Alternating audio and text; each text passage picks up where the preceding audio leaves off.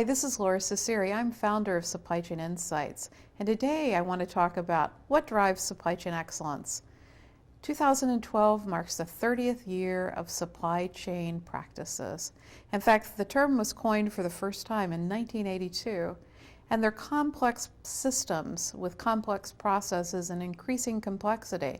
So companies wonder, well, what does good look like, and how do I know if I've got an excellent supply chain? And it's not easy because the definitions of supply chain excellence have changed. Let's look back at history. At first, it was about the efficient supply chain, tightly integrated, lowest cost per unit, and the ability to be able to drive asset utilization at high levels and reduce cost. But this wasn't sufficient because it wasn't reliable. And companies learned that they needed to balance cost with customer service and inventory levels, and that introduced the concepts of the reliable supply chain, which was right product, right place, right time, that balanced customer service, inventory, and cost. But again, that wasn't sufficient because as we learned in the Great Recession and we learned at the end of the dot-com era, that markets changed and supply chains were too long and too slow to respond. And so that introduced the concepts of the responsive supply chain. Supply chains that sense demand, sense supplier conditions, adapt and morph as situations change. Now you might say, well, why is that important? Well, the average supply chain is 21 weeks. And if you can't sense and decrease the latency on the signal, you're going to be caught on the back foot. In the Great Recession, DuPont's factories were down 9 months because they could not sense the supply chain. But then again, that isn't sufficient because as we look at scarcity of materials and we look at how we have global supply chains and do that responsibly, we're seeing the introduction of the agile supply chain that allows us to stretch from customer's customer to supplier's supplier and to do that responsibly. And we see the evolution of corporate social responsibility programs, supplier development programs, and the ability to shape demand responsibly through revenue optimization and demand orchestration. Let me give you some examples.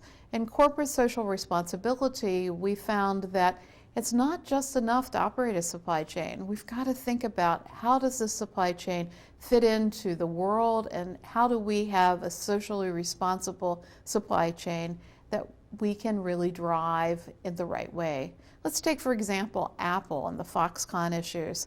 While Apple may say that they have a responsible supply chain, we'll never forget the suicide nets or the 9 deaths that happened at Foxconn as the builders of the Apple products plunged to their deaths through suicides. So Apple learned the hard way that they can outsource the supply chain, but not the responsibility for the supply chain. Or if we look at supplier development and innovation networks, Boeing learned the hard way in the launch of the 787 with a 2-year late launch of the 787 that they had to better orchestrate the supplier network to be sure that they had the quality control systems to make the product on time. And if we look at the evolution of revenue management and demand sensing mechanisms, we see that companies are finding that the length of time to sense in markets through sentiment analysis, through looking at what's happening with customers is very important because the average company takes 2 weeks to sense if a product is effective in the market, and we all know that's 2 weeks too long. So the agile supply chain, horizontal processes, the ability to stretch from customer's customer to supplier's supplier, to do it right with corporate social responsibility, supplier development, and revenue optimization. That is the current definition of supply chain excellence, and that supply chain strategy must be tied to business strategy to create the winning proposition. This is Lora Cecere, founder of Supply Chain Insights. Look for our research on this and other topics at our website, www.supplychaininsights.com.